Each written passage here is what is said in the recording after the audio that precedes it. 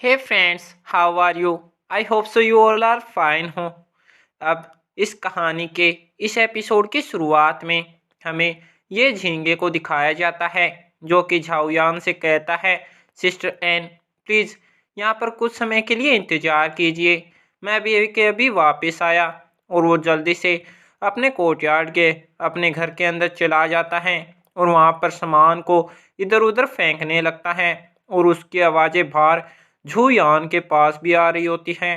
तभी थोड़ी देर बाद ये झींगे अपने कोर्टयार्ड से बाहर निकल आता है और उसके हाथों में कुछ हीलिंग पोशन और पिल की बोतल होती हैं, जिन्हें वो झूयान को दिखाते हुए कहता है, सिस्टर एन इन सारी मेडिसिन को मैंने हैंडेड है स्क्रिप्चर को फॉलो करके बनाया है और ये बाहरी इंजरीज को हील करने में काफ़ी ज़्यादा अच्छी है।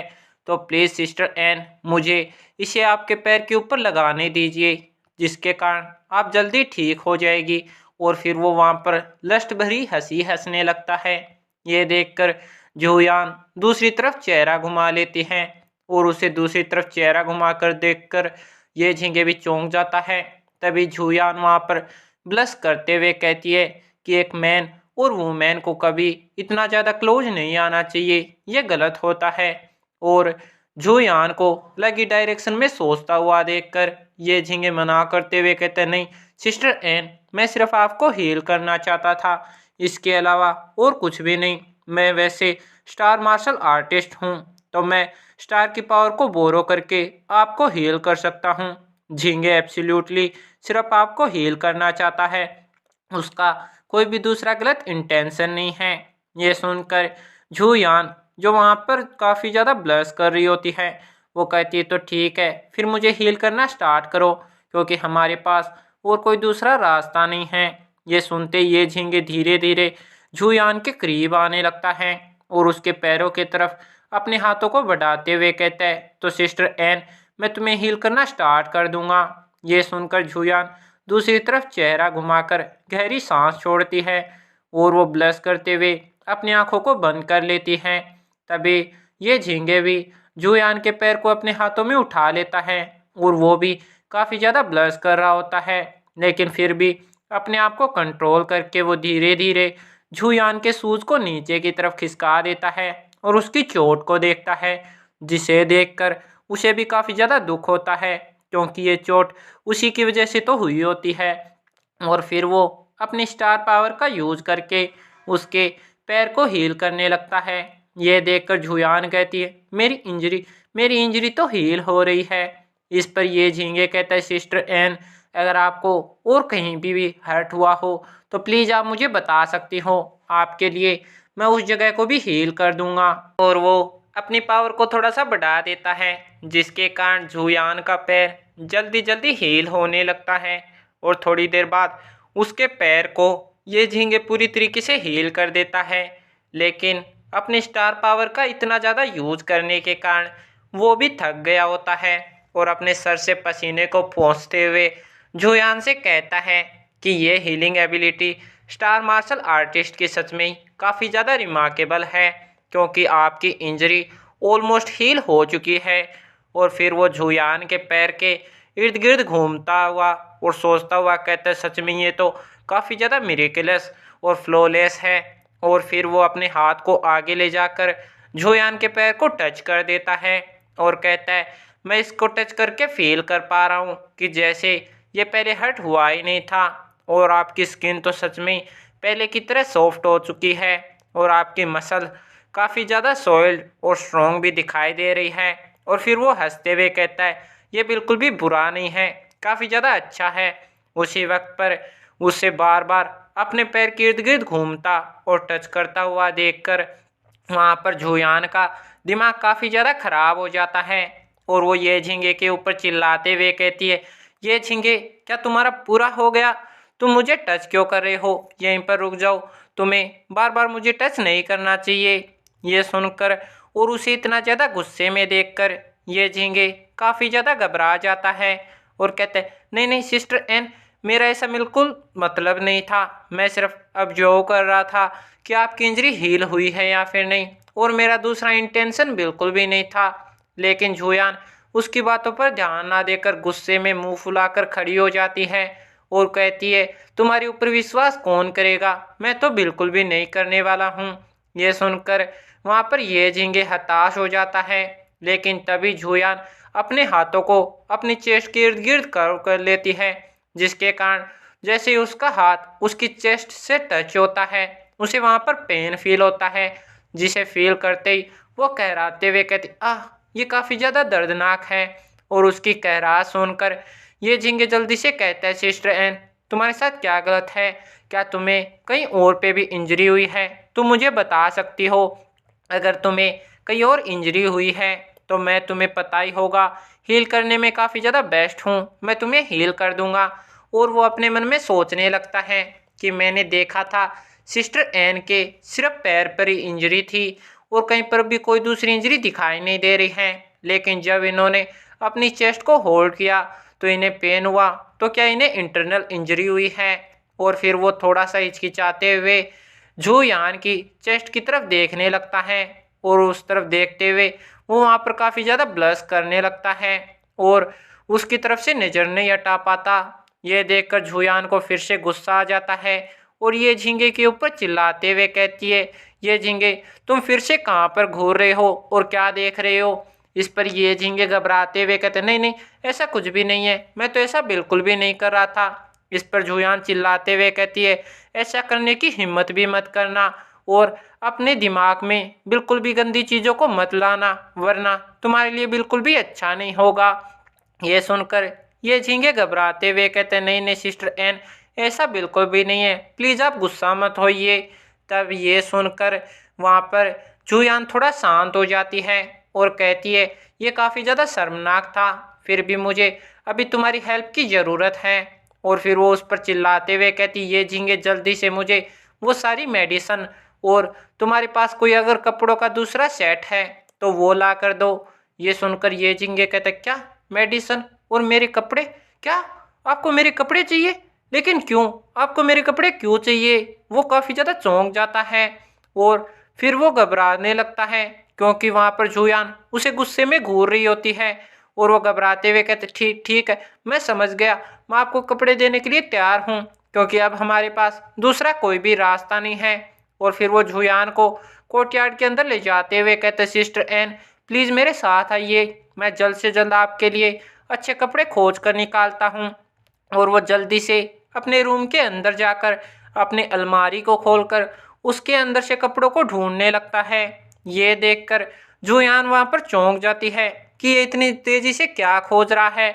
और फिर थोड़ी देर बाद ये झींगे वहाँ से कपड़ों का एक सेट बाहर निकाल कर लाता है और कहता है, सिस्टर एन मुझे नहीं पता आपको कपड़े क्यों चाहिए, लेकिन आप मेरे ये कपड़े ले सकती हो, ये बिल्कुल ही नए हैं, मैंने इन्हें एक बार भी नहीं पहना और कुछ टाइम पहले ही मैंने इन्हें खरीदा था। और वो लाकर जुयान के सामने टेबल पर उन कपड़ों को रख देता है और वहीं पर खड़ा होकर जुयान को घूरने लगता है और काफ़ी ज़्यादा एक्साइटेड होता है। वो सोच रहा होता है कि जुयान उसी के सामने कपड़े बदलेगी, लेकिन तभी जुयान गुस्से में कहती, गेट लॉस्ट, यहाँ से बाहर निकल जाओ। ये सुनते ही वहाँ पर ये झींगे का बुरा हाल हो जाता है और उसकी उम्मीदें वहीं पर कांच की तरह टूट जाती है। और फिर वो अपने घर के बाहर आकर बैठ जाता है और सोचने लगता है कि मेरे ही घर में मुझे बाहर निकाल दिया, मैंने कभी नहीं सोचा था कि मेरे साथ ऐसा होगा। तभी उसे दरवाजे खुलने की आवाज़ आती है। ये सुनकर वो कहता है, तो क्या वो बाहर आ रही है। तभी दरवाजे को खोलकर वहाँ से बाहर जुयान निकल आती है, जिसने ये झींगे के कपड़ों को पहन लिया होता है और वो चेक कर रही होती है कि अच्छे से फिट आए हुए हैं या फिर नहीं। और उसको बाहर निकलता हुआ देखकर वहाँ पर ये झींगे तो काफ़ी ज़्यादा ब्लश करने लगता है और कहता है, ये तो काफ़ी ज़्यादा प्रीटी लग रही है। और उसे ब्लश करता हुआ देखकर और अपने आप को प्रीटी कहता हुआ देखकर जुयान फिर से गुस्से में कहती है, तुम कहाँ पर घूर रहे हो और मेरी तरफ क्या देख रहे हो। इस पर ये झींगे घबराते हुए कहते, नहीं नहीं मैं तो बस ऐसे ही और कुछ देख रहा था, आपकी तरफ बिल्कुल भी ध्यान नहीं था। और वो अपने चेहरे को दूसरी तरफ घुमा लेता है और फिर बाद में चोरी वाली नज़रों से जुयान को घूरने लगता है।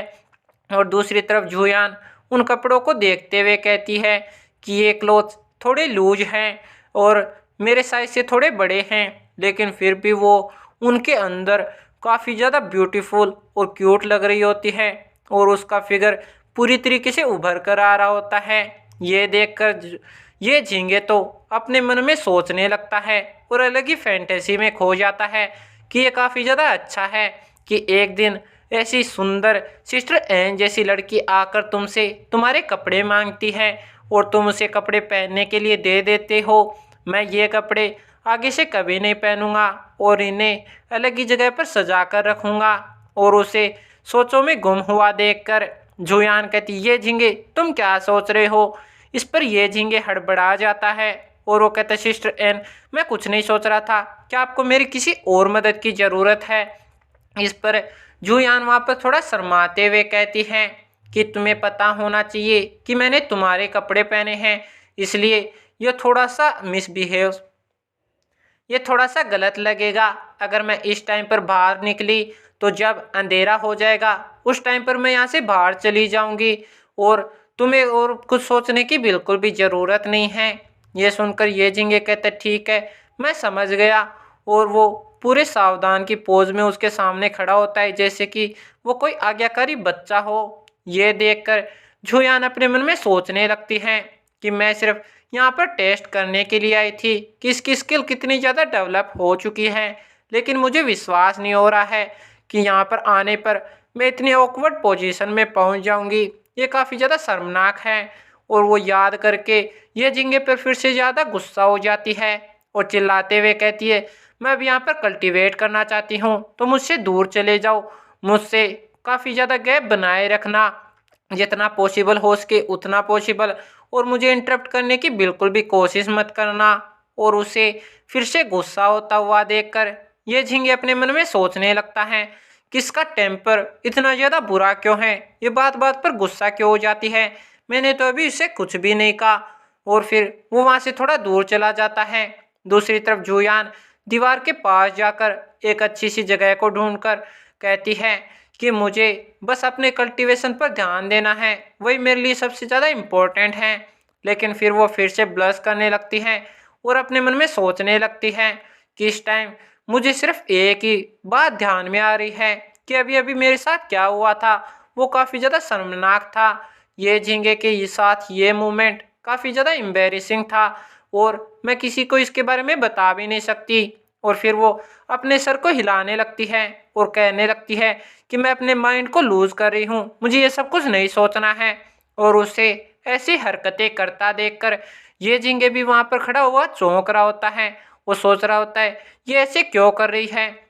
तभी फिर से झुयान कहती है कि मैं और ज़्यादा केयरलेस नहीं हो सकती, मुझे बस कल्टीवेशन करना चाहिए। और वो जल्दी से गहरी सांस अंदर लेकर और बाहर छोड़ते हुए वहाँ पर कल्टीवेशन करने के लिए बैठ जाती है। और जैसे ही वो अपने कल्टीवेशन स्टेट के अंदर इंटर होती है तो उसे कुछ फील होता है और वो कहती है, ये क्या है, मेरी कल्टीवेशन स्पीड नॉर्मल दिनों से काफ़ी ज़्यादा फास्टर लग रही है, ये लगभग 2 से 3 गुना ज़्यादा फास्टर है। और मेरी बॉडी के अंदर ये ब्लू शेडोज क्या है, ये कहाँ से मेरी बॉडी के अंदर इंटर हो गई। तभी उसे याद आता है कि ये झींगे ने उसे हील किया था। उसे याद करके वो अपने मन में सोचने लगती हैं, क्या ये झींगे की क्यूआई एनर्जी हो सकती है जो उसने मेरी शरीर को हील करते समय मेरे शरीर के अंदर इंजेक्ट की थी। सच में ये पावर तो स्टार पावर है, मैं इसे काफ़ी अच्छे से फील कर पा रही हूँ, इसकी वजह से मेरी कल्टीवेशन स्पीड बढ़ चुकी है। ये काफ़ी ज़्यादा अच्छा चांस है, मुझे इस अपॉर्चुनिटी को ग्रैब करना होगा और कल्टीवेशन में जुट जाना होगा। अब मुझे अपना ध्यान बिल्कुल भी नहीं भटकाना है। और वो वहाँ पर कल्टीवेशन करने लगती हैं।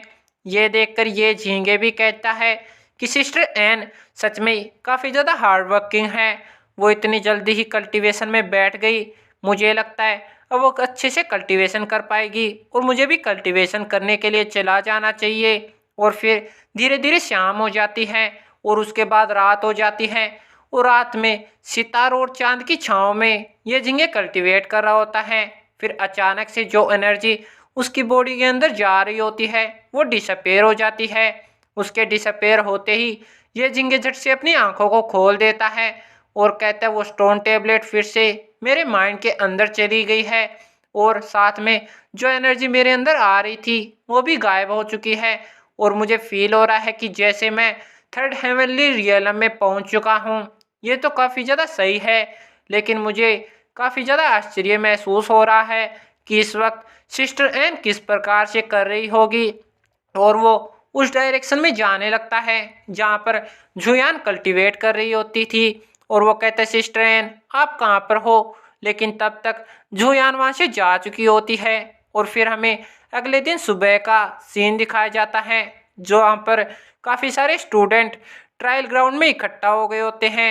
और वही दिन ट्रायल का दिन होता है और हमें बताया जाता है कि हेवनली स्काई एकेडमी के स्टूडेंट सारे के सारे ही आज फाइटिंग एक्सपीरियंस गेन करने के लिए एक बिस्ट हंटिंग ट्रायल में जाने वाले हैं।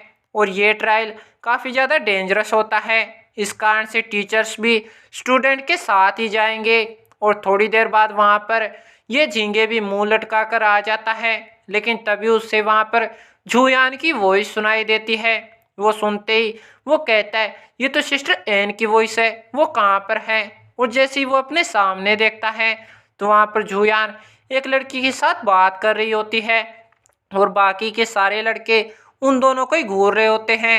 तब एक लड़का कहता है वहाँ पर देखो वो तो काफ़ी ज़्यादा प्रीटी गर्ल है, मैं अपना कंट्रोल को लूज करते हुए जा रहा हूँ और मेरे अंदर की एनर्जी अपने आप ही फ्लो हो रही है, मुझे समझ नहीं आ रहा कि मैं उसे कैसे कंट्रोल करूँ। तभी दूसरे वाला कहता है मुझे तो अपने आप पर विश्वास ही नहीं हो रहा है कि मैंने बिल्कुल जुयान की तरह एक और प्रीटी गर्ल को देख लिया यहाँ पर।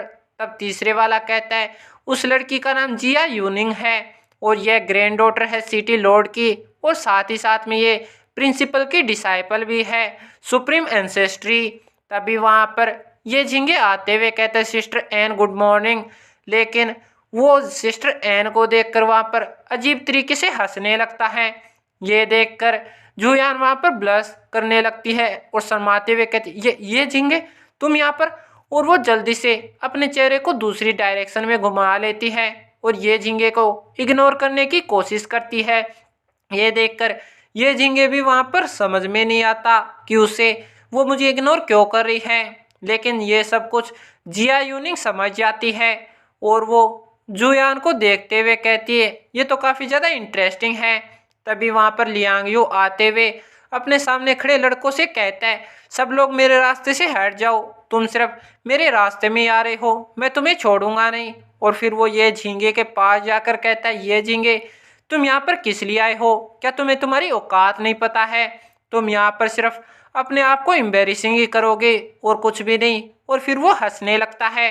तभी लियांग यू का ध्यान जिया यूनिंग पर चला जाता है और उसे देखते हुए वो उसके पास जाने लगता है और कहता है मुझे विश्वास नहीं हो रहा है कि एक्चुअली में हमें मिला थोड़े टाइम हो गया है यूनिंग, और हम मिलकर काफ़ी ज़्यादा अच्छा लगा है। यूनिंग क्या हुआ, तुम किस तरफ ध्यान दे रही हो। लेकिन जिया यूनिंग तो लियांग यू की तरफ देख ही नहीं रही होती और वो अपनी सोचों के अंदर ही गुमी होती है और वो यहाँ पर ये झींगे और झूयान के बारे में ही सोच रही होती है।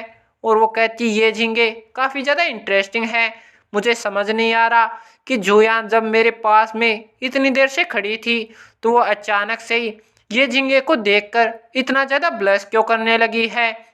तभी ये झींगे के कानों में किसी की आवाज़ पड़ती है जो कहता है ये झींगे हमें मिले थोड़ा टाइम हो गया है। इस वॉइस को ये झींगे पहचान लेता है और कहता है ये वॉइस तो, और जैसे ही वो मुड़कर देखता है तो वहाँ पर लिंग होंग खड़ा होता है जो ये झींगे की तरफ हाथ हिलाते हुए कहता है ब्रदर झींगे क्या हुआ, क्या तुम चौंक गए, हमें मिले थोड़ा टाइम हो गया है। तब ये झींगे भी बिल्कुल लड़कों वाले पोज में एक दूसरे के साथ पंच टकराते हुए कहते हैं हाँ सच में ही हमें मिले थोड़ा टाइम हो गया है लिंग होंग। लेकिन तभी उसकी नज़र लिंग होंग के हाथों पर चली जाती है और वो कहता है ये तुम्हारे हाथों के साथ क्या हुआ, सच में तुम्हारे हाथ तो काफ़ी ज़्यादा इंजर्ड है। इस पर लिंग होंग कहते ये तो कुछ भी नहीं, बस छोटी सी इंजरी है, ये मुझे बिल्कुल भी परेशानी नहीं दे रही है। ये सुनकर ये झींगे अपने मन में सोचने लगता है कि मैं आशा कर सकता हूँ कि लिंग होंग ने इन दिनों काफ़ी ज़्यादा हार्ड वर्क किया होगा अपनी कल्टीवेशन के लिए, क्योंकि मैं तो वाइस प्रिंसिपल का स्टूडेंट बन गया था लेकिन ये बन नहीं पाया और इसे दूसरे टीचर के नीचे काफ़ी ज़्यादा हार्ड वर्क करना पड़ा, इसीलिए इसके हाथों में इतनी ज़्यादा इंजरी हो गई है। और फिर वो लिंग होंग से कहता है, लिंग होंग जरा मुझे अपनी इंजरीज दिखाओ। इस पर लिंग होंग कहता है, नहीं नहीं ये अननेसेसरी है, इतनी ज़्यादा ज़रूरत नहीं है। इस पर ये झिंगे कहता है, बकवास करना बंद करो, अभी ट्रायल जल्दी स्टार्ट होने वाला है और तुम्हारी करंट कंडीशन को देखने पर मुझे लगता है कि तुम इस ट्रायल में अच्छा नहीं कर पाओगे, तो जल्दी करो, अपने हाथों को आगे करो। ये सुनकर वहाँ पर लिन होंग काफ़ी ज़्यादा अच्छा फील करता है कि उसका दोस्त उसकी इतनी टेंशन ले रहा है, और वो कहता है तो ठीक है, तुम इसे एक बार देख सकते हो। और वो जैसे ही अपने हाथों को आगे की तरफ बढ़ाता है, तब वहाँ पर ये झिंगे अपनी स्टार पावर का यूज़ करके उसके हाथों को हील करने लगता है। ये देखकर लिंग होंग चौंकते हुए कहता है, ये हीलिंग तो सच में काफ़ी ज़्यादा फास्ट है। और अपनी स्टार पावर का फिर से यूज़ करने के कारण ये झिंगे फिर से थक जाता है और अपने माथे से पसीने को पोंछते हुए कहता है कि तुम्हारी इंजरीज सारी की सारी हील हो गई है। और फिर वो हंसते हुए कहता है, लिंग होंग तुम्हें कैसा फील हो रहा है? अगर तुम्हें दोबारा ट्राई करना है तो फिर से मेरे पास हील होने के लिए आ सकते हो। ये देखकर लिंग होंग वहाँ पर चौंक जाता है और कहता है, मेरी इंजरी तो काफ़ी जल्दी हील हो गई। और फिर वो ये झिंगे से कहते हैं, ये झिंगे तुम्हारी एबिलिटी सच में ही काफ़ी ज़्यादा यूनिक है, इसलिए मैं तुम्हें कुछ बताना चाहूँगा। ये सुनकर पहले तो ये झिंगे चौंक जाता है और फिर वो इंतजार करने लगता है लिंग होंग के आगे बोलने का। तब लिंग होंग कहता है कि जब तक काफ़ी ज़्यादा ज़रूरी नहीं हो तो प्लीज़ तुम्हें किसी को भी हील नहीं करना है, चाहे वो बंदा तुम्हारे कितनी ज़्यादा क्लोज क्यों ना हो। ये सुनकर ये झिंगे कहता है, लेकिन लिन होंग मैं एक स्टार मार्शल आर्टिस्ट हूँ और मैं हील कर सकता हूँ, तो मुझे ये क्यों नहीं करना चाहिए, ये तो मेरे लिए नॉर्मल है। इस पर लिन होंग कहता है, ये झिंगे अगर तुम मुझे अपने फ्रेंड की तरह कंसीडर करते हो तो जो मैं तुमसे कह रहा हूँ वही सुनो, बाकी बातों पर ध्यान मत दो। ये सुनते ये झिंगे कहते हैं, तो ठीक है, मैं तुमसे प्रॉमिस करता हूँ कि जब तक काफ़ी ज़्यादा ज़रूरी नहीं होगी तो मैं अपनी हीलिंग पावर का बिल्कुल भी यूज़ नहीं करूँगा। क्या तुम अब खुश हो लिंग होंग? ये सुनते लिंग होंग कहते हैं, हाँ बढ़िया है। लेकिन तभी ये झिंगे अपनी कलाई की तरफ इशारा करते हुए कहता है कि जब मैं तुम्हें हील कर रहा था तो मैंने तुम्हारे हाथ पर कुछ देखा, यहाँ पर तुम्हारे हाथ के ऊपर ये क्या बना हुआ है। इस पर लिंग होंग कहता है, और साथ में ये बात भी ध्यान रखना ये झिंगे कि तुमने अभी अभी मेरे हाथ पर जो कुछ भी देखा है उसके बारे में किसी को कुछ मत बताना। ये सुनकर ये झिंगे कहता है, ठीक है लिंग होंग, मैं समझ सकता हूँ। और फिर वो सोच में गुम हो जाता है कि लिंग होंग मुझे ये सब कुछ छुपाने के लिए क्यों कह रहा है। तभी पीछे से एक लड़का चिल्लाते हुए कहता है, ये झिंगे तुम तो सच में काफ़ी ज़्यादा औसम हो, तुमने इतनी जल्दी इस इंजरी को हील कैसे कर दिया। सच में स्टार मार्शल आर्टिस्ट की पावर तो काफ़ी ज़्यादा यूनिक है। ये झींगे जब मैं आगे चलकर इंजर्ड हो जाऊं तो मैं तुम्हारे ऊपर डिपेंड होऊंगा, तुम्हें मुझे हील करना पड़ेगा। लेकिन उसी वक्त पर लिंग होंग कहता है, मोयू प्लीज़ जब तुम फिर से इंजर्ड हो जाओ तो तुम्हें ये झींगे को खोजने की कोई भी ज़रूरत नहीं है, क्योंकि उसे हील करने के लिए अपनी सारी पावर स्टार से लेनी पड़ती है और वो अपने स्टार पावर का यूज़ करके अपने कल्टीवेशन में रुकावट डाल रहा है। ये सुनकर मुयू कहता है, अच्छा ऐसा है। तब लिंग होंग वहाँ पर काफ़ी प्यारी सी स्माइल देते हुए कहता है, मोयू मुझे लगता है तुम समझ गए और तुम ये झिंगे को आगे चलकर परेशान नहीं करोगे अपने आप को हील करवाने के लिए। तब मोयू उदास होते हुए कहता है, ठीक है मैं समझ गया, मैं ऐसा नहीं करूँगा। लेकिन तभी टीचर वहाँ पर आ जाते हैं और वहाँ पर आकर उन तीनों के पास खड़े हो जाते हैं। उन्हें अपने पास देखकर ये झिंगे जल्दी से मुड़ता है और कहता है, टीचर जूजियान यहाँ पर आ गए हैं। तब टीचर जूजियान कहते हैं, लड़के तुम बुरे भी नहीं हो, काफ़ी ज़्यादा अच्छे हो, तुम्हारा कल्टीवेशन भी बढ़ गया, काफ़ी ज़्यादा बढ़िया है। लेकिन फिर भी अब हम यहाँ से बाहर जाने वाले हैं, तो जल्दी से ट्रायल के लिए प्रिपेयर हो जाओ और इधर उधर की बातें करना बंद कर दो। ये सुनते हुए तीनों कहते यस सर, और टीचर जूजियान को ग्रीड करने लगते हैं। और फिर हमें हेवनली एंसेस्टर सिटी के गेट के बाहर का सीन दिखाया जाता है, जहाँ पर टीचर उन सब से कहते हैं, सब लोग शांत हो जाओ, तुम लोग यहाँ पर 16 की संख्या में इकट्ठे हुए हो और अब हम इस ट्रायल को स्टार्ट करने वाले हैं। लेकिन कुछ बच्चे तो उनकी बातों पर ध्यान दे रहे होते हैं। लेकिन जिया यूनिंग तो वहाँ पर जुयान के साथ ही बात कर रही होती है। तभी टीचर चूजियान कहते हैं कि इस ट्रायल के लिए इस टाइम मैं तुम्हारा टीचर होऊंगा और तुम्हें मेरे साथ ही चार्ज करना होगा। और वहीं पर हमें एक और लड़के को दिखाया जाता है जिसका आगे थोड़ा सा रोल होने वाला है। फिर टीचर चूजियान फिर से कहते हैं कि अब जब तुम लोग समझ चुके हो कि ये ट्रायल कोई गेम नहीं है, ये सिटी के बाहर होगा, इसलिए सबको अलर्ट रहना चाहिए। तो चलो मुझे क्लोजली फॉलो करो, अब हम यहाँ से बाहर जाने वाले हैं। और फिर हमारा सीन चेंज होता है और हमें बड़े बड़े माउंटेन्स को दिखाया जाता है। उनमें से सबसे बड़े माउंटेन के ऊपर सीढ़ियों पर से टीचर चूजियान और बाकी के सारे स्टूडेंट ऊपर की तरफ जा रहे होते हैं। तभी मोयू इस माउंटेन की हाइट देखकर कहता है ये तो काफ़ी ज़्यादा ऊंचा है। तभी ये झींगे भी पास से ही जा रहा होता है। तभी लिंगहोंग उससे कहता है ये झींगे मुझे अपने कल्टीवेशन रियलम के बारे में बताओ कि तुमने कहाँ तक कल्टीवेट कर लिया है। इस पर ये झींगे कुछ सोचते हुए कहता है कि मुझे लगता है मैं सेकंड हेवनली रियलम में हूँ, नहीं, या फिर थर्ड हेवनली रियलम में हूँ। ये सुनकर लिनहोंग कहता है क्या तुम तो काफ़ी फास्ट ग्रो करते जा रहे हो, मैं तो अभी सिर्फ सेकंड हेवनली रियलम में पहुँचा हूँ। इस पर ये झींगे अपने सर को खुजाते हुए कहता है वो दरअसल बात ऐसी है कि मैं भी अभी काफ़ी ज़्यादा सस्पिशियस हूँ कि मुझे पूरा आइडिया नहीं है कि मैं थर्ड हेवनली रियलम में हूँ या फिर नहीं। एनीवे इन बातों को छोड़ो, मुझे तो ये भी नहीं पता कि मैं थर्ड हेवनली रियलम में होते हुए फ्लेम मार्शल आर्टिस्ट या फिर ड्रैगन मार्शल आर्टिस्ट को हरा पाऊंगा या फिर नहीं। इस पर लिंग होंग ये झींगे के कंधे को थपथपाते हुए कहता है कि तुम्हें टेंशन लेने की कोई भी ज़रूरत नहीं है। मैंने एक बुक के अंदर पढ़ा था कि स्टार मार्शल आर्टिस्ट जब एट हेवनली रियलम में पहुंच जाते हैं तो वो एक्चुअली में काफ़ी ज़्यादा स्ट्रोंगर हो जाते हैं और उनका मुकाबला उनके सेम रियलम में कोई दूसरा मार्शल आर्टिस्ट बिल्कुल भी नहीं कर सकता है।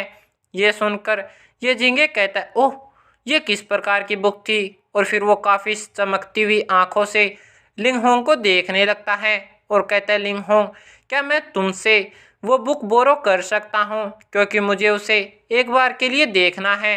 और अपने मन में सोचने लगता है कि मास्टर ने तो मुझे इस प्रकार की मिरेकलस बुक के बारे में कुछ भी नहीं बताया था, इसीलिए मुझे काफ़ी ज़्यादा एक्साइटेड महसूस कर रहा हूँ कि मैं लिंगहोंग से ये बुक लेकर पढ़ पाऊँगा।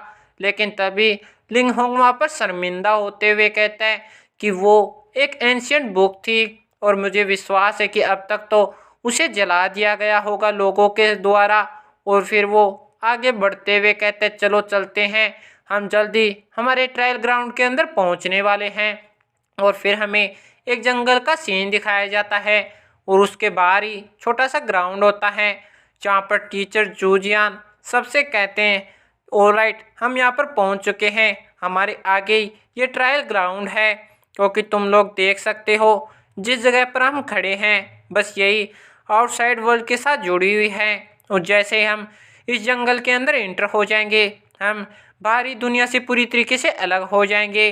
तो सबसे पहले मेरी यही बात सुनो कि हम जब ट्रायल ग्राउंड के अंदर इंटर हो जाएं तो सब लोगों को एक दूसरे का ख्याल रखना है और वहाँ पर मौजूद लोअर रैंक के फ्लेम बर्ड बीस्ट ही वो तुम्हारी प्रैक्टिस के लिए सबसे ज़्यादा परफेक्ट होंगे और तुम्हें उन्हीं का ही शिकार करके अपनी प्रैक्टिस को आगे बढ़ाना है। और फिर वे सारे जंगल के अंदर इंटर कर जाते हैं। तभी थोड़ी दूर चलने के बाद ये झींगे कुछ देखकर चौंक जाता है और कहता है ये क्या है, क्योंकि उनके सामने एक काफ़ी बड़ा पिलर होता है जिसके चारों तरफ पेड़ की जड़ें लिपटी हुई होती हैं, जिन्हें देखकर एक लड़का कहता है ये तो काफ़ी ज़्यादा लंबा है। तब मोयू कहता है कि मैं तो समझ भी नहीं पा रहा हूँ ये पोल यहाँ पर किस लिए हैं। इस पर टीचर चूजियान कहते हैं कि इसे स्टार पोल कहा जाता है और ये एंशियंट टाइम से यहीं पर है। जब फुल मून की रात आती है उस दिन ये काफ़ी भारी मात्रा में स्टार पावर को रिलीज करता है और इस पोल के पास जो भी स्टार मार्शल आर्टिस्ट कल्टीवेट करता है उसकी पावर काफ़ी ज़्यादा बढ़ जाती है। इसके अलावा मैं या फिर कोई और कुछ भी नहीं जानता है। ये सुनकर वहाँ पर खड़ी चूजियान सोचने लगती है, क्या स्टार पोल, इसका मतलब ये भी स्टार मार्शल आर्टिस्ट से रिलेटेड है। और वो ब्लश करते हुए वहाँ पर ये झींगे की तरफ देखने लगती है। तभी ये झींगे को भी फील हो जाता है कि कोई उसकी तरफ देखता है। और जैसे ही वो जूजियान की तरफ मुड़कर देखता है, तब जूजियान दूसरी तरफ अपने चेहरे को घुमा लेती है और वो फिर से काफ़ी ज़्यादा शर्माने लगती है। ये पास में ही खड़ी जिया यूनिंग देख लेती है और वो सोचने लगती है कि ये तो और भी ज़्यादा इंटरेस्टिंग होते हुए जा रहा है। ये लिटिल यंग लेडी और वो लिटिल ब्रेट सच में म्यूचुअल अट्रैक्शन रखते हैं एक दूसरे के प्रति। और फिर वो जूयान के सामने खड़ी हो जाती हैं, उसे आगे नहीं बढ़ने देती और उससे कहती, जूयान प्लीज़ मुझे ऑनेस्टली बताना, क्या तुम किसी के ऊपर आंखें रख रही हो, मतलब क्या तुम्हें कोई पसंद है। वहीं पर हमें लियांग जियान को दिखाया जाता है जो कि कुछ सोच रहा होता है। तभी उसकी तरफ लियांग यू को इशारा करता है और अपने मन में सोचने लगता है कि अब एक अच्छा शो होने वाला है। तभी लियांग जियान सामने खड़े ये झींगे की तरफ बढ़ने लगता है, लेकिन ये झींगे का तो उसकी तरफ कोई भी ध्यान नहीं होता और वो अपने दोस्तों के साथ बात कर रहा होता है। तभी लियांग जियान आकर जबरदस्ती से ये झींगे के साथ टकरा जाता है। तब ये झींगे कहता है, ये तुमने किस लिए किया, तुम ऐसा क्यों कर रहे हो। और फिर वो घूर कर लियांग जियान को देखने लगता है और ये झींगे को अपने आप को घूरता हुआ देखकर लियांग जियान कहता है, गुलाम तुम्हारी हिम्मत कैसे हुई मेरे साथ ऐसे बात करने की और मुझे ऐसे घूरने की, मुझे लगता है कि तुम्हें अपनी औकात का पता नहीं है। और फिर वो टीचर को अपने पास देकर कहता है कि मुझे लगता है मेरे फेलो ब्रदर को अभी भी काफ़ी सारी टेक्निक सीखना बाकी है, तो क्यों नहीं मैं तुम्हें कुछ टीच कर दूं। मेरे पास दूसरी कोई चॉइस नहीं है, मुझे ऐसे ही तुम्हें लेसन सिखाना होगा। और वो जैसे ही ये झींगे को पंच मारने वाला होता है, उसी वक्त पर वहाँ पर लिन होंग आकर लियांग जियान के पंच को अपनी हथेली से रोक लेता है और उसके पंच को पकड़ लेता है और कहता है कि तुम्हें एकेडमी के रूल और रेगुलेशन के बारे में पता होना चाहिए, क्योंकि वहाँ पर चाहे तुम कितने भी ज़्यादा रिच या फिर किसी भी रैंक की फैमिली से क्यों ना आते हो, हम सब वहाँ पर इक्वल हैं। यंग मास्टर लियांग जियान, तुम्हें पता होना चाहिए कि तुम अब काफ़ी ज़्यादा आगे बढ़ रहे हो। हम स्टूडेंट हैं हेवनली स्टार एकेडमी के, इसलिए हम सब इक्वल हैं, तुम्हें ऐसा नहीं करना चाहिए। और ये सुनकर तभी वहाँ पर काफ़ी सारी भीड़ इकट्ठा हो जाती है। तब एक स्टूडेंट कहता है, वहाँ पर क्या हो रहा है। तब दूसरे वाला स्टूडेंट कहता है कि वहाँ पर डार्क मून सुप्रीम फैमिली का यंग मास्टर लियांग जियान किसी के साथ फाइट कर रहा है। लेकिन दूसरी तरफ लियांग जियान की तो हालत काफ़ी ज़्यादा बुरी हो गई होती है, क्योंकि वो लिंग होन से अपना हाथ छुड़ा नहीं पा रहा होता। और वो कहते हैं, वो सब बातें दूसरी हैं, तुम्हें मुझे रूल और रेगुलेशन पढ़ाने की कोई भी ज़रूरत नहीं है। तुम्हें क्या लगता है कि तुम मेरे सामने बोल सकते हो, चुपचाप मेरे रास्ते से हट जाओ, रास्ते में आने की कोई भी ज़रूरत नहीं है।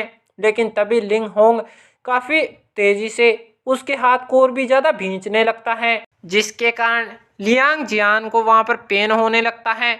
तभी लिंग होंग कहता है, यंग मास्टर लियांग जियान, मुझे लगता है तुम इतने कैपेबल तो हो ही कि तुम एक फेयर ड्यूएल कर सको। तो अब तुम्हें पता चल जाएगा अपने स्लेव के साथ फाइट करने पर कि कौन ज़्यादा स्ट्रॉन्ग है और कौन ज़्यादा वीक। 1-to-1 फाइट करो। ये सुनकर लियांग जियान कहता है, बकवास करना बंद करो। और वो अपने हाथ को फिर से छुड़ाने की कोशिश करता है, लेकिन छुड़ा नहीं पाता, इसलिए सोचने लगता है कि मैं इससे अपने हाथ को छुड़वा नहीं पा रहा हूँ, ये मुझसे काफ़ी ज़्यादा स्ट्रॉन्ग लग रहा है। और वो कहता है, तो ठीक है, मैं ड्यूएल करने के लिए तैयार हूँ, लेकिन ये ड्यूएल मेरे और ये झींगे के बीच में होगा और इस ड्यूएल के बीच में तुम में से कोई भी नहीं आएगा। ये सुनते ही लिंग होंग ये झींगे की तरफ देखते हुए कहता है, ये झींगे तुम इसके बारे में क्या सोचते हो। इस पर यह झींगे कुछ देर सोचता है और फिर कहता है, ठीक है, मैं इस चैलेंज को एक्सेप्ट करता हूँ, लेकिन ये ड्यूएल सिर्फ हम दोनों के बीच में होने वाला है। इसके अंदर हमारे क्लैन या फिर फैमिली का कोई भी रोल नहीं होगा। ये सुनते ही लिंग होंग अपने हाथ की ग्रिप को ढीला कर देता है और अपने ग्रिप को ढीला होता हुआ देखकर लियांग जियान जल्दी से अपने हाथ को छुटा लेता है और जाकर ये झींगे के सामने खड़ा हो जाता है। तभी लिंग होंग चिल्लाते हुए सबसे कहता है कि यहाँ पर एक ड्यूअल होने वाला है जो कि सिर्फ दो स्टूडेंट के बीच में एक प्रैक्टिस मैच की तरह होगा। यहाँ पर सारे टीचर और स्टूडेंट इस बात के विटनेस हैं। इससे क्लैन और फैमिली बिल्कुल भी रिलेटेड नहीं होगी। तभी ये झींगे टीचर चूजियान के पास जाकर कहते हैं, टीचर चूजियान मैं कहता हूँ कि प्लीज़ आप हमारे जज बन जाइए। ये सुनकर टीचर चूजियान पहले तो ये झींगे को गौर से देखने लगते हैं और फिर कहते, क्या सच में तुम ये सब कुछ करना चाहते हो? क्योंकि टीचर चूजियान अभी भी ये झींगे को वही पहले वाला वीक बच्चा ही समझ रहे होते हैं। लेकिन तभी ये झींगे कहता है, जी हाँ मैं ये करना चाहता हूँ। तब टीचर चूजियान अपने मन में सोचने लगता है कि हेवनली स्टार एकेडमी बच्चों के बीच में चैलेंज को अलाउ करती है। मुझे लगता है मुझे भी ये अलाउ कर देना चाहिए। और वो कहता है तो ठीक है, तुम एक दूसरे के साथ स्पार मैच कर सकते हो, लेकिन किसी को भी सीरियस होने की ज़रूरत नहीं है। ये सुनकर पास में खड़ा लियांग जियान कहता है, ठीक है हम बिल्कुल भी सीरियस नहीं होंगे। लेकिन वो वहाँ पर एक इविल से स्माइल दे रहा होता है। इसका मतलब वो बिल्कुल भी टीचर चूजियान की बातों को नहीं मानने वाला होता है।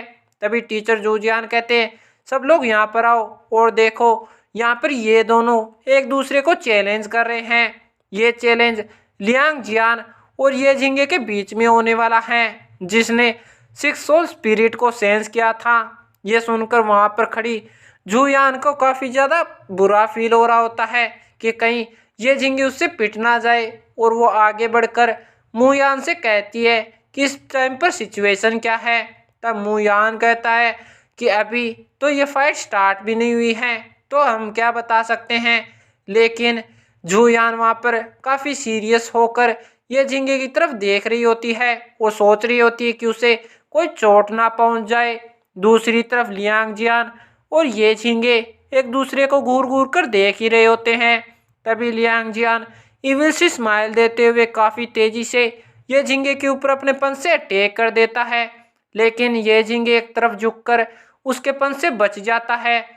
ये देखकर लियांग जियांग चौंक जाता है और ये झींगे को अपने पंख से बचता हुआ देखकर अपने मन में सोचने लगता है कि इसकी स्पीड तो काफ़ी ज़्यादा तेज़ है, ये बच कैसे गया।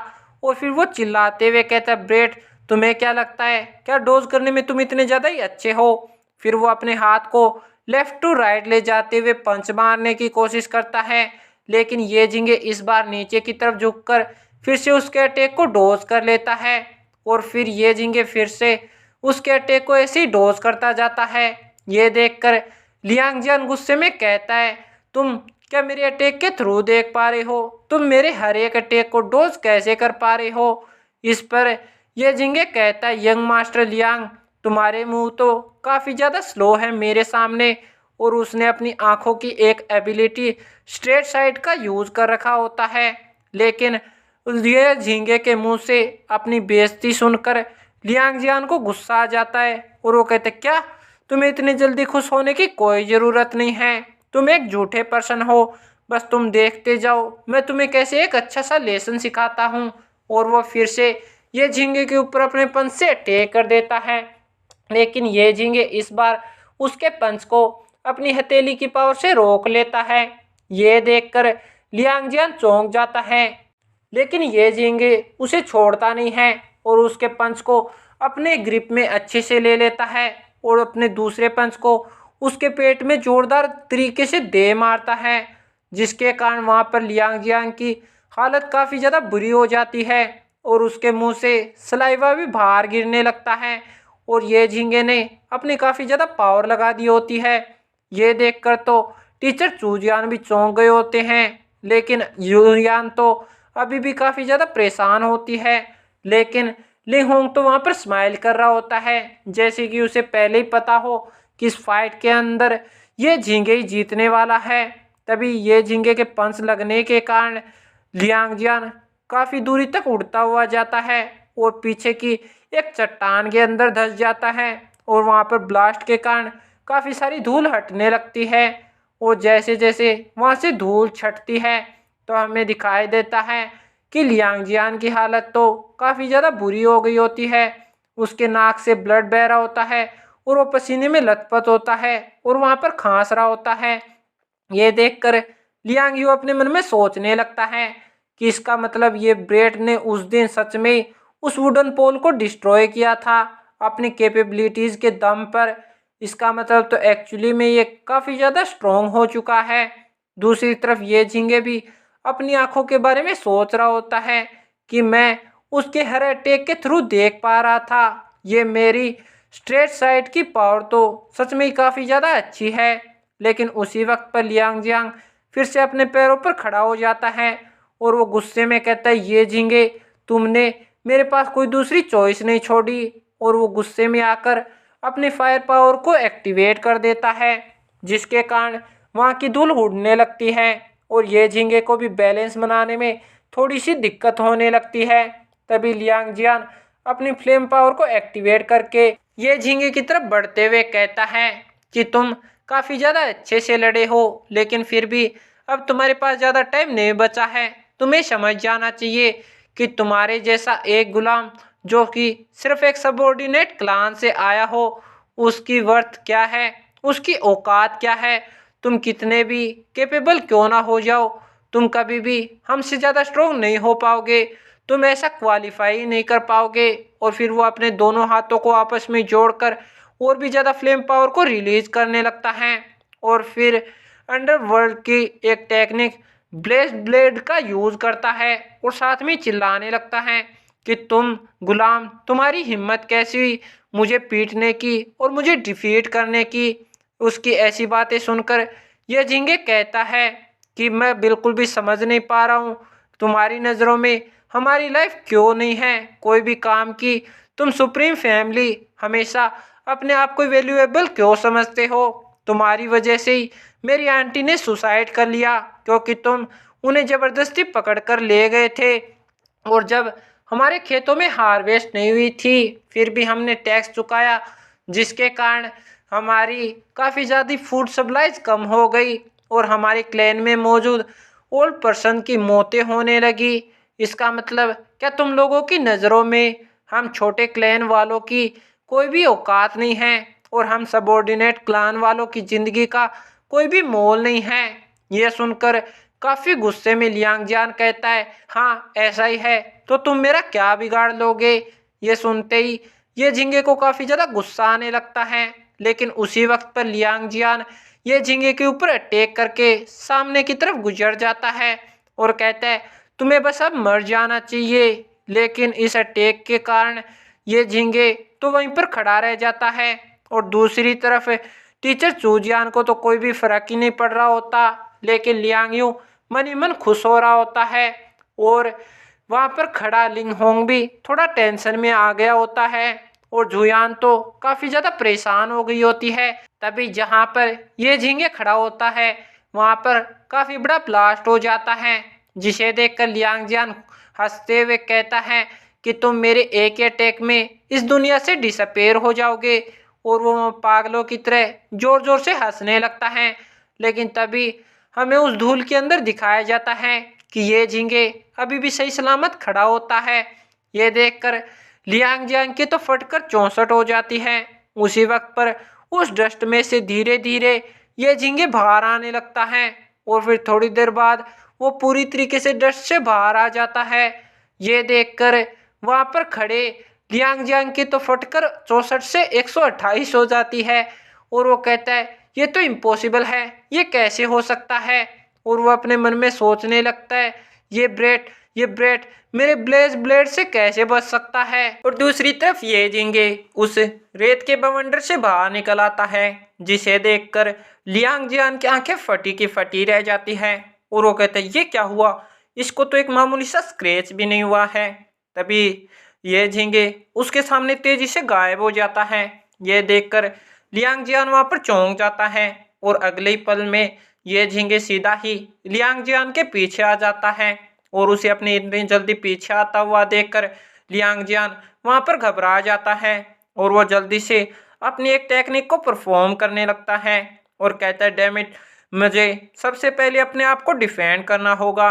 और वो अपनी एक स्किल ब्लेज्ड शील्ड का यूज करता है, जिसके कारण उसके सामने फायर की एक शील्ड बन जाती है, जिस पर दूसरी तरफ से ये झिंगे अपने पंच से अटैक करता है।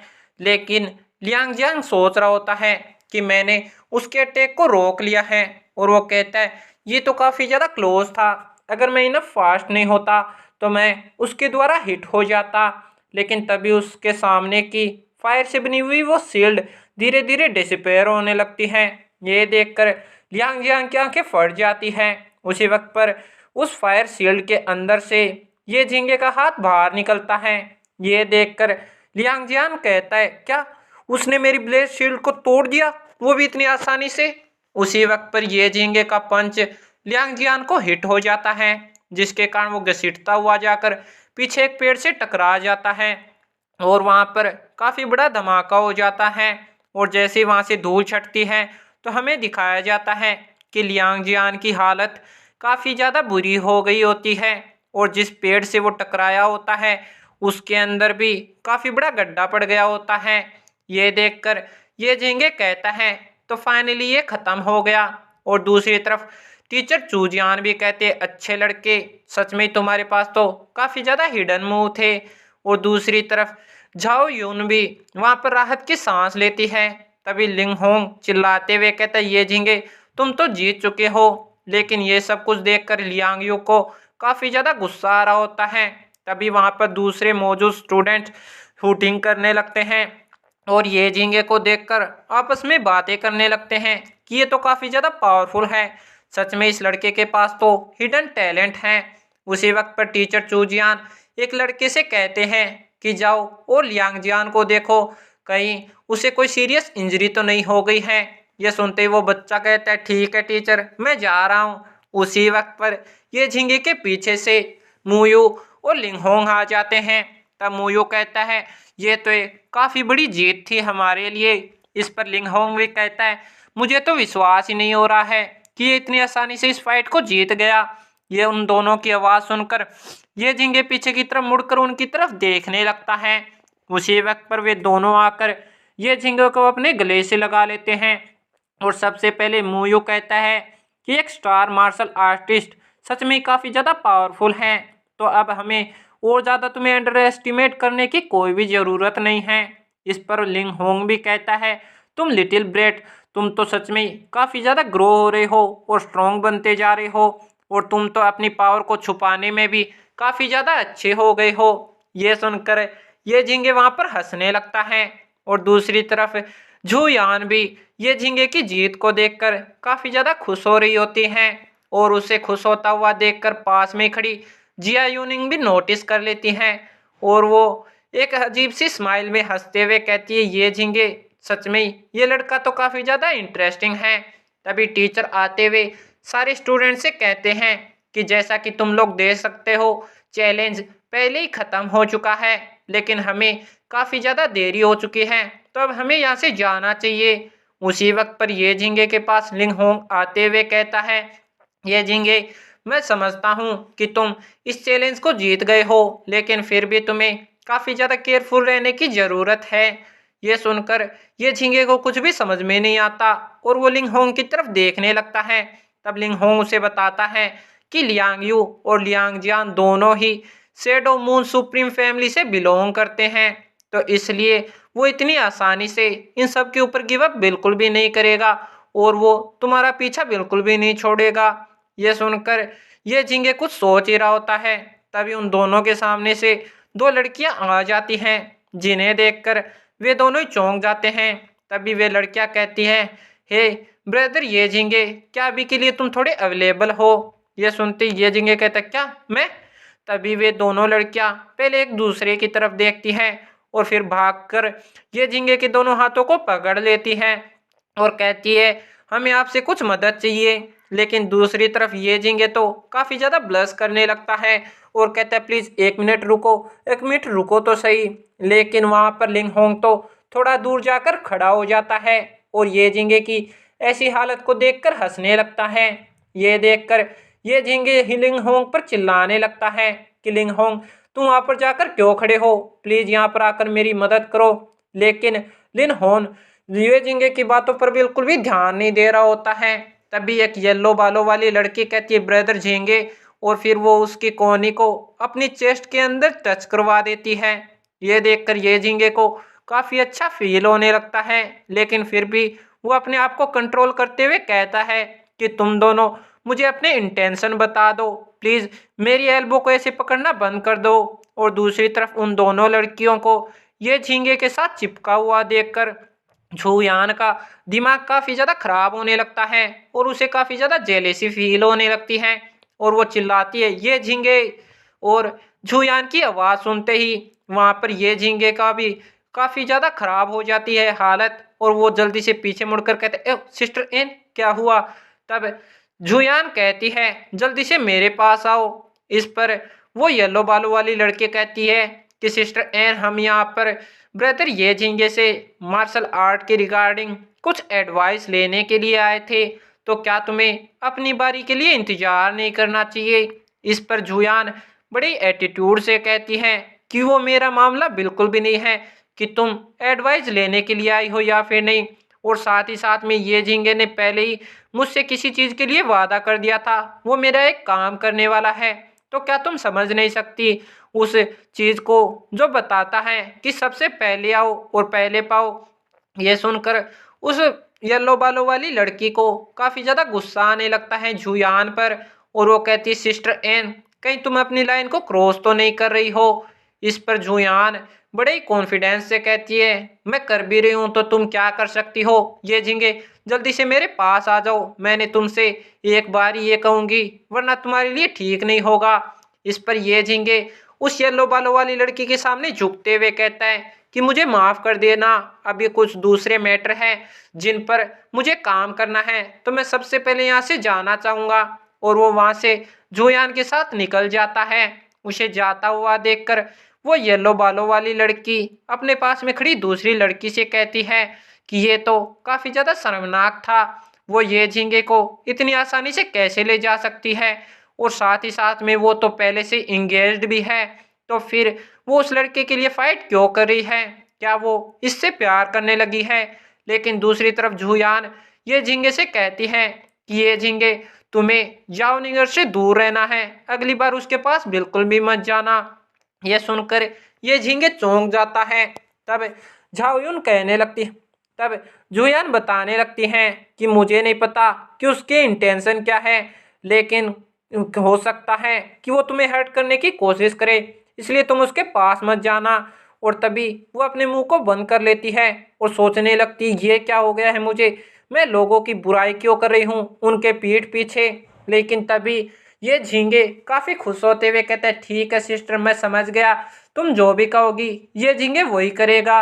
ये सुनते ही वहां पर जुयान को काफी ज्यादा अच्छा फील होता है और उसे लगता है कि ये झींगे भी उसको पसंद करने लगा है। लेकिन तभी वो जल्दी से अपने चेहरे को घुमा लेती है और कहती है तुम तो एक मूर्ख इंसान हो, तुम्हें इतनी आसानी से किसी की बातों पर विश्वास नहीं करना चाहिए। इस पर पीछे से ये झींगे कहता है सिस्टर एन मैं पक्का श्योर हूँ, क्योंकि तुम कभी भी मेरा बुरा नहीं करोगी और तुम्हारा इंटेंशन मेरे लिए कभी भी बुरा नहीं होगा, इसलिए मैं अच्छे से समझ सकता हूँ। यह सुनते ही झूयान वहाँ पर ब्लश करने लगती है और मनी मन काफ़ी ज़्यादा खुश हो जाती है, लेकिन वो ये झींगे को अपने चेहरे पर इस खुशी को दिखाती नहीं है और मुंह फुलाते हुए कहती है ये झींगे तुमने मेरे पैर के इंजरीज को ठीक कर दिया था, लेकिन वो पूरी तरीके से रिकवर नहीं हुई है, तो क्या तुम मुझे दोबारा से हील करोगे। ये सुनकर ये झींगे चौंकते हुए कहते क्या, लेकिन क्या लास्ट टाइम मैंने आपको पूरी तरीके से हील नहीं कर दिया था। इस पर इस पर झूयान चिल्लाते हुए कहती है तो तुम क्या कहना चाहते हो, क्या तुम ये नहीं करोगे। इस पर ये झींगे कहता है ठीक है मैं करता हूँ।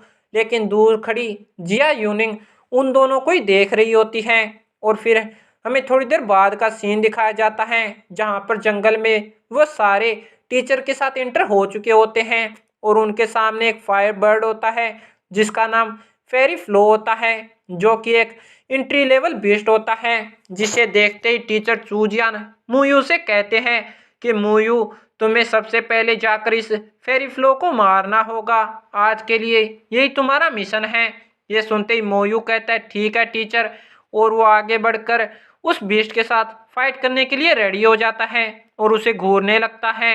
तब वो बीस्ट भी हवा में उड़कर मोयू के ऊपर अटैक करने के लिए आने लगता है। तभी टीचर बाकी के स्टूडेंट को बताने लगते हैं कि ह्यूमन और बीस्ट सारे के सारे इसी सेम लैंड पर रहते हैं, लेकिन फिर भी 90% लैंड ऐसी है जो कि इन बीस्ट के कब्जे में है और हमारे पास सिर्फ 10% ही लैंड है। तो आज के दिन मैं तुम सब लोगों को सिखाऊंगा कि कैसे तुम इन बीस्ट को हैंडल कर सकते हो, और साथ ही साथ में तुम्हें मैं जंगल के अंदर रहने का और सरवाइव करने की स्किल भी सिखाऊंगा। और दूसरी तरफ मोयू उस बीस्ट के साथ फाइट कर रहा होता है और वो उसे एक जबरदस्त पंच दे मारता है, जिसके कारण वो बीस्ट वहीं पर खत्म हो जाता है। तब मोयू अपने सर से पसीने को पूछते हुए कहता है कि मैंने ये कर दिखाया। तब टीचर चूजियान कहता है कि सब लोग यहाँ पर आओ और ध्यान से देखो, लेकिन अलर्ट रहना साथ ही साथ में, और एक्सपीरियंस को गेन करते रहो। और फिर हमें रात का सीन दिखाया जाता है जहाँ पर उन सब ने अपने अपने कैंप को सेट कर लिया होता है और ये झींगे अपने कैंप में बिस्तर पर लेटा होता है और कहता है मैं तो काफ़ी ज़्यादा थक चुका हूँ, क्योंकि आज मैंने काफ़ी सारी फाइट की थी, लेकिन उन सब से मैंने काफ़ी ज़्यादा सीखा भी है। लेकिन मैं इस तरीके से अपने नाइट में कल्टीवेशन करने के उसको छोड़ नहीं सकता, मुझे लगातार करना होगा। तभी उसके रूम में वहाँ पर जुयान आ जाती हैं, जिसे देखते हुए ये झींगे कहता है लेकिन आपकी इंजरीज को तो मैंने लास्ट टाइम पूरी तरीके से हील कर दिया था, तो अब फिर से क्या हो गया है। तब जुयान चिल्लाते हुए कहती है कि तुम बकवास क्यों कर रहे हो, मुझे बस ये बताओ तुम हील करोगे या फिर नहीं। और वो वहाँ पर काफ़ी ज़्यादा ब्लश भी कर रही होती है। तब उसे इतना ज़्यादा गुस्से में देखकर ये झींगे घबराते हुए कहते ठीक है मैं आपको हील करूँगा। और फिर उसके पास बैठते हुए कहते हैं तुम मुझे बताओ सिस्टर एन, तुम्हें कहाँ से इंजर्ड हो गई हो। तब जुयान अपने सॉक्स को नीचे खिसका देती हैं और उसके पैर के ऊपर एक कट होता है, जिसे देखकर ये झींगे कहता है ये तो काफ़ी डीप कट दिखाई दे रहा है सिस्टर एन, तुम इतनी ज़्यादा केयरलेस कैसे हो सकती हो। और फिर वो अपनी स्टार पावर का यूज करके उसके उस कट को हील कर देता है और फिर थकान के मारे वहाँ पर हाँफने लगता है और कहता है ठीक है सिस्टर एन, मैंने ये कर दिया है, अब तुम पूरी तरीके से ठीक हो। और वो लगातार जुयान को घूर रहा होता है। तब जुयान कहती है तुम्हारा बहुत बहुत धन्यवाद ये झींगे। उससे थैंक यू सुनकर वहाँ पर ये झींगे परवट वाली स्माइल में हंसने लगता है और उसे इस प्रकार से हंसता हुआ देखकर और कुछ भी ना बोलता हुआ देखकर वहाँ पर जुयान को फिर से गुस्सा आ जाता है और वो तेजी से खड़े होते हुए कहती है तो ठीक है, मुझे काफ़ी ज़्यादा देर हो चुकी है, तो अब मैं यहाँ से जाना चाहूँगी। और उसे गुस्से में देखकर फिर से ये झींगे घबराते हुए कहता है ठीक है आप जा सकती हो, लेकिन सिस्टर एन प्लीज़ केयरफुल रहना। और तभी जुयान उसके कैंप से बाहर आ जाती है और वो काफ़ी ज़्यादा गुस्से में होती है और उसने मुंह फुला रखा होता है और वो कहती मूर्ख, कितना बड़ा मूर्ख है, उसने मुझे वहाँ पर रुकने के लिए क्यों नहीं कहा, वो बिल्कुल भी कुछ भी समझता नहीं है। लेकिन दूसरी तरफ ये झींगे तो अपने रूम में बैठा काफ़ी ज़्यादा खुश हो रहा होता है और मन ही मन हंस रहा होता है। उसी वक्त पर वहाँ पर लिंग होंग भी आ जाता है, जो ये झींगे को हंसता हुआ देखकर कहता है तुम इतनी रात को अकेले बैठकर हंस क्यों रहे हो, तुम्हें ऐसा क्या मिल गया है। और वो कहता है क्या तुम इतनी रात को भी कल्टीवेट कर रहे हो, क्या तुम अपनी स्लीपिंग को भूल चुके हो। और सामने लिंग होंग को देखकर कहते हैं लिंग होंग तुम यहाँ पर किस लिए आए हो। तभी लिंग होंग पर्दे को हटाकर उस कैंप के अंदर आने लगता है। उसे अंदर आता हुआ देखकर ये झींगे कहता है लिंग होंग क्या तुम्हें किसी चीज़ की ज़रूरत है, क्योंकि अभी काफ़ी ज़्यादा देर हो चुकी है। तब सामने से लिंग होंग हंसते हुए ये झींगे की तरफ एक स्टोन को फेंकता है और कहता है इसे कैच करो। तब ये झींगे जब उसे कैच कर लेता है और देखकर कहते हैं ये तो स्टार क्रिस्टल है। इस पर सामने से लिंग होंग कहता है क्या हुआ, तुम इतने ज़्यादा एक्साइटेड क्यों हो। तब ये झींगे कहता है लेकिन ये तो काफ़ी ज़्यादा प्रीशियस है, क्या सच में एक सिंपल से गिफ्ट के तौर पर इतनी प्रीशियस चीज़ देना सही रहेगा। इस पर लिंग होंग को गुस्सा आ जाता है और वो ये झींगे के सर के ऊपर एक टपली मारता है और कहता है, क्या तुम कोई मूर्ख हो? तुम ध्यान से देखो, मैं तुम्हें अपना भाई मानता हूँ, इसलिए मैं तुम्हें कोई वैल्यूएबल ही गिफ्ट दूंगा, ऐसी बेकार चीज़ क्यों दूंगा। और यहीं पर इस एपिसोड का एंड हो जाता है। अगर आपको एपिसोड पसंद आया हो तो एपिसोड को लाइक कर दीजिए, अपने दोस्तों के साथ शेयर कर दीजिए, और चैनल को जरूर से सब्सक्राइब कर दीजिएगा। Thank you and bye bye.